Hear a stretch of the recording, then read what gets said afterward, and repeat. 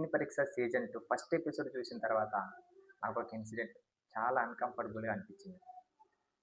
అలానే ఎవరెవరు ఇంప్రెస్ చేశారు? ఎవరెవరు డిసప్పాయింట్ చేశారు? అసలు జడ్జెస్ బిహేవియర్ ఫెయిరా? అన్నిటి గురించి డిస్కస్ చేద్దాం. నా పేరు అర్జున్. ఇది నా 'Arjun Telugu buzz' YouTube channel.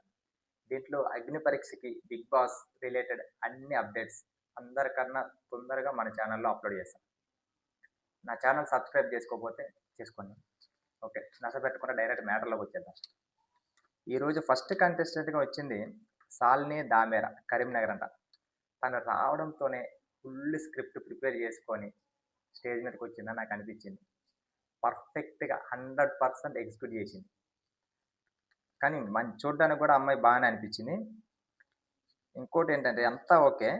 లాస్ట్‌లో ఆ ఫోన్ పలగ్గొట్టే సీన్ ఒక్కటే నాకు కొంచెం అనిపించలే అంతగా. వాళ్ళు ముందే స్క్రిప్ట్ ప్రిపేర్ చేసుకొని, same colour, same model phone తెచ్చిపెట్టి, తన ఫోన్ పగలగొట్టినట్లు చేసి, అంత అవసరం లేదేమో ఫస్ట్ డేనే అనిపించింది. ఓకే. అలానే సెకండ్ కంటెస్టెంట్‌గా వచ్చింది అభి శాంగర్ అంట. అతను ఏదో చేయాలనొచ్చి, ఇంకేదో చేసాడని నాకనిపించింది. అదేంటంటే కొంచెం నాకు తెలిసి ఓవర్ కాన్ఫిడెన్స్ ఎక్కువైపోవడం వల్ల గూడా అలా జరిగిందేమో అని నేననుకుంటున్నా. కానీ అతను ఎందుకంటే ఒక మల్టీ టాలెంట్ అని చెప్పాడు. వెంటనే అభిజిత్ ఒక క్వెషన్ ఏసిండాయన్ని. ఒక్క ఎకరంలో ఎన్ని గుంటలుంటాయని. అతను ఒక ఆలోచించి డైరెక్ట్ 10,000 అని చెప్పిండు. ఎమ్మటే అభిజిత్‌కి అర్థమైపోయింది ఈయనకాడ మ్యాటర్ లేదని. శ్రీముఖి పంచ్ డైలాగ్ ఏసి ఎన్ని తవ్వితే అన్ని అని చెప్పినా కానీ ఆయనకి అర్థం కాలే. అక్కడ తనకి 3 రెడ్స్ ఇచ్చి రిజెక్ట్ చేసేశారు. నెక్స్ట్ థర్డ్ కంటెస్టెంట్‌గా వచ్చింది సింగర్ ఝాన్సీ. మన సూర్యాపేట. ఈమె మల్టీ టాలెంటెడ్ అని నాకనిపించింది.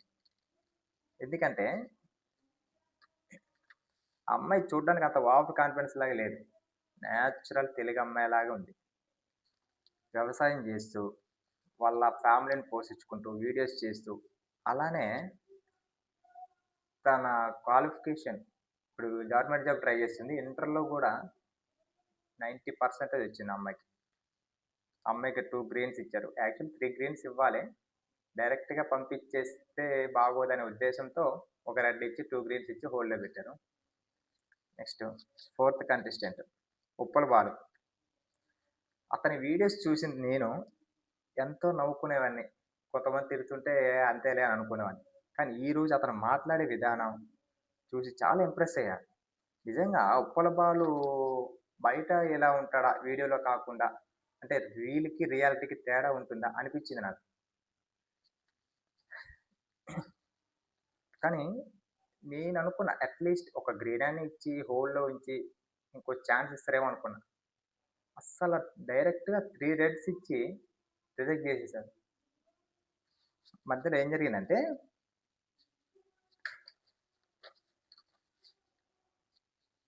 ఫస్ట్ రావడం అతనికి క్లియర్‌గా అర్థమయ్యేలాగా నీట్‌గా చెప్పాడు. నేను ఇది, నా గురించి. ఇంకోటి అప్పుడు మన అభిజిత్ అంటున్నా. నవదీప్ సార్ గారు ఒక క్వెషన్ ఏసారు అతన్ని. ఏమని? "నువ్వు చేసే వీడియోస్ అన్నీ వల్గర్‌గా ఉంటాయి. చీప్‌గా ఉంటాయి. ఎక్కిలిగా ఉంటాయి" అని అడిగాడు. దానికి ఇతను సమాధానం గూడా, "అవును సార్, నేను స్టార్టింగ్‌లో చేశాను. కానీ నేనిప్పుడు చేయట్లే. తర్వాత నాకు అనిపించింది ఇలా చేయడం కరెక్ట్ కాదని. అప్పటినుండి చేయడం మానేశానని" చెప్పాడు. ఓకే. గుడ్ అనిపించింది. ఆ తర్వాత శ్రీముఖి గారు, "నువ్వు ఎందుకు బిగ్ బాస్‌లోకి వెళ్ళాలనుకుంటున్నావు" అని అతన్నడిగితే, అతనేం చెప్పాడు, "చాలామంది నా ఫ్యాన్స్ బిగ్ బాస్ వెళ్ళు అని మెసేజ్ చేస్తున్నారంటే" వెంటనే నవదీప్ గారు మళ్ళా, "నువ్వు నిజంగానే నమ్ముతున్నావా నీకు ఫ్యాన్స్ ఉన్నారని?" అంటే కొంచెం ఎగతాళి చేసినట్టు ఎటకారంగా అన్నారు. మళ్ళా అక్కడి నుంచి ఏమన్నారంటే, "మీ నుంచి చీప్ ఎంటర్‌టైన్‌మెంట్ కోరుకుంటున్నారు" అని కొంచెం వేరే విధంగా అన్నారు. కానీ నాకనిపించింది అంత మరీ ఎటకారంగా చేసి మాట్లాడేంత అవసరం లేదేమో అనిపించింది. ఇంకోటేంటంటే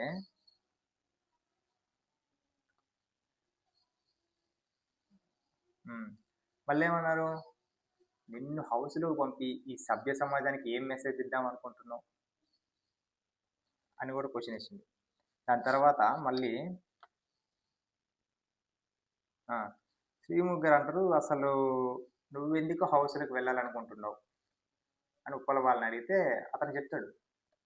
నీ ఉప్పల బాలు అంటే ఏదో వీడియోస్ చేస్తాడు, అది చేస్తాడు, ఇలా చేస్తాడని. కానీ నేనేంటో తెలియాలి. నా రియల్ లైఫ్ ఏంటో అనేది చూపించాలనుకుంటున్నా. అందుకే వెళ్ళాలనుకుంటున్నా అని చెప్పాడు.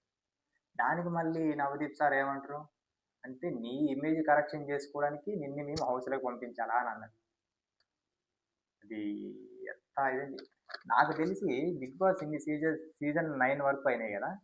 చాలామంది సెలబ్రిటీసు తన ఇమేజ్‌ని కరెక్షన్ చేసుకోవడానికి వారి మీద పడ్డ నిందల్ని, వారి మీద వచ్చిన ఒక బ్యాడు ఇంప్రెషన్‌ని క్లియర్ చేసుకోవడానికి చాలామంది హౌస్‌లోకి వెళ్లారు. ఆ విషయం నాకు తెలిసి అతనికి కూడా తెలిసే ఉంటది. అంటే ఒక సెలబ్రిటీ ఎళ్ళినప్పుడు ఒక కామన్ మ్యాన్‌గా ఇతనెందుకు ఎళ్ళకూడదు? సరే ఒకవేళ మీకు పంపించాలని లేకపోయినా గానీ, మరి ఇంత హీనంగా అతనిని కొంచెం ఇబ్బంది పెట్టి, అంతలా మాట్లాడి రిజెక్ట్ చేయాల్సినంత అవసరం ఏముంది? ఓకే.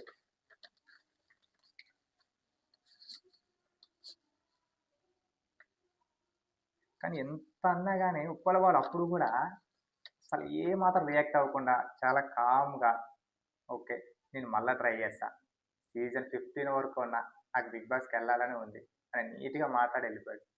ఆ ఎపిసోడ్‌లో ఉప్పల బాలుని చూస్తే ఎవ్వరికన్నా ఒక ఛాన్స్ ఇవ్వాలనిపిస్తది. కానీ మరి ఆ జడ్జెస్‌కి ఎందుకు అలా అనిపించిందో నాకైతే అర్థం కాలే. ఓకే. మళ్ళా నెక్స్ట్ ఫిఫ్త్ కంటెస్టెంట్‌గా అంజలి. ఈమె చూడడానికి చాలా అందంగా, క్యూట్‌గా ఉంది. కానీ ఆమెలో అంత మ్యాటర్ లేదేమో అని అనిపించింది. ఎందుకంటే ఒక డాన్స్ చేయలేకపోతుంది. ఒక కాన్ఫిడెంట్‌గా మాట్లాడలేకపోతుంది. అందువల్ల తనని రిజెక్ట్ చేశారు. నెక్స్ట్ ఎవరొచ్చారు సిక్స్త్ కంటెస్టెంట్‌గా అర్జున్ ఆర్య. అర్జున్ ఆర్య, నెక్స్ట్ శివాని వీళ్ళందరిని వెంటనే రిజెక్ట్ చేసేసారు 3 డేట్స్ ఇచ్చి. ఆ తర్వాత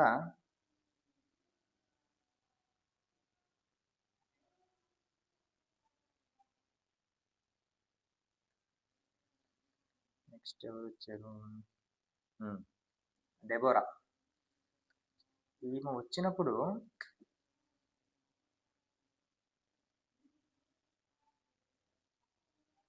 స్టార్టింగ్‌ల కాన్ఫిడెంట్‌గా గట్టిగా ఉన్నట్టు అనిపించింది. మాట్లాడే విధానం గూడా కొంచెం బానే అనిపించింది. కానీ తర్వాత జడ్జెస్ మాట్లాడే విధానానికి, వాళ్ళు అడిగే క్వెషన్స్‌కి కన్‌ఫ్యూజ్ అయిపోయి, ఏం మాట్లాడుతుందో, ఏం చెప్తుందో తనకే అర్థం కాకుండా అయిపోయింది. ఆమె ఒక ఫ్లోలో వచ్చి, ఆ ఫ్లోని మర్చిపోయి వేరే ఫ్లోలోకెళ్ళిపోయింది. ఆ మేకప్ రిమూవ్ చేపించడం అదంతా. కానీ యాక్చువల్‌గా 'బిగ్ బాస్' హౌస్‌లో ఉండాలంటే ఎలా ఉన్నా గాని కాన్ఫిడెంట్‌గా ఉండాలి. అలాంటి వాళ్ళే కావాలి. సో, ఈమెను కూడా రిజెక్ట్ చేస్తే ఓకే. నాకేమనిపియలే. నార్మల్‌గానే అనిపించింది. నెక్స్టు ఎవరొచ్చిర్రు? ఆ! 'రన్నింగ్ రాజా.' అతన్ని చూస్తే కొంచెం ఓవర్ యాక్షన్‌గానే అనిపించింది. కాకపోతే ఏం చేస్తాం అతనికిచ్చిన స్క్రిప్ట్‌ని బట్టి ఆయన అట్లా పెర్ఫార్మ్ చేసిండేమో. అతని చేసిన ఓవర్ యాక్షన్ కన్నా, అతనిని చూసి మన జడ్జెస్ శ్రీముఖి గారు చేసిన ఓవర్ యాక్షనే ఇంకెక్కువ అనిపించింది. అదేదో చేసాడు అంటే అతనికంటే ఫస్ట్ సారి స్టేజ్ మీదకొచ్చి ఏదో స్క్రిప్ట్ ఇచ్చారు చేయమంటే ఏం చేయాలో తెలవక ఏదో ఒకటి చేశాడు. కానీ వాళ్ళంటి వాళ్ళని వీళ్ళు ఎంతమందినో చూసుంటారు. అలాంటి స్టేజ్‌లు ఎన్నో చూసుంటారు. కానీ వాళ్ళని అంత చీప్‌గా దగ్గరికి రాకు కొడతా అది ఇది అని మరీ అంత ఎందుకు కాకపోతే వాళ్ళు స్క్రిప్ట్ అనుకోని చేశారో, లేకుంటే ఏదనుకోని చేశారో గానీ బయట చూసేటోళ్ళకైతే అట్లా అనిపించదు కదా! ఓకే. నాకైతే అది కొంచెం అవసరమా? కొంచెం చూసేటోళ్ళు చాలా ఇబ్బంది పడతారేమో అనిపించింది. నెక్స్ట్ నెక్స్ట్ ఎవరొచ్చారు? నైన్త్ కంటెస్టెంట్ రన్నింగ్ రాజా అయిపోయిందిగా. అండ్ ఫైనల్‌గా మన వైట్ గోల్డ్ తరపు నుంచి మిథిలేష్ రెడ్డి. అతని బాడీ, కాన్ఫిడెన్స్ అంతా చాలా బాగా అనిపించింది. అతనికి డైరెక్ట్ 3 గ్రీన్స్ ఇచ్చి పంపించేశారు. నాకు డైరెక్ట్‌గా 3 గ్రీన్స్ ఎందుకిచ్చారా అనిపించింది. ఒకవేళ ఇతనికి కూడా 2 ఇచ్చి నెక్స్ట్ చూసి హోల్డ్‌లో ఉంచి పంపిస్తే బెటర్ అనిపించింది. ఇంకోటేంటంటే వైట్ గోల్డ్ కాబట్టి డైరెక్ట్‌గా పంపించేసారేమో అని అదొక డౌట్ కూడా వచ్చింది. వైట్ గోల్డ్ నుంచి డైరెక్ట్ అగ్ని పరీక్షకి ఒకళ్ళని పంపిస్తా అన్నారు కదా! బహుశా అలా పంపించారేమో. టోటల్‌గా ఈరోజు చూసిన ఎపిసోడ్ నాకు ఏమనిపించిందంటే, వచ్చిన కంటెస్టెంట్స్‌ని వాళ్ళు స్టేజ్ మీదకి రాకముందే ఎవరెవరిని సెలెక్ట్ చేయాలి, ఎవరెవరిని రిజెక్ట్ చేయాలి, వీళ్ళు ముందే ప్రిపేర్ అయ్యి, తర్వాత స్టేజ్ మీదకి పిలిచారేమో అని నాకనిపిస్తుంది. మీకేమనిపిస్తుందో కామెంట్ చేయండి.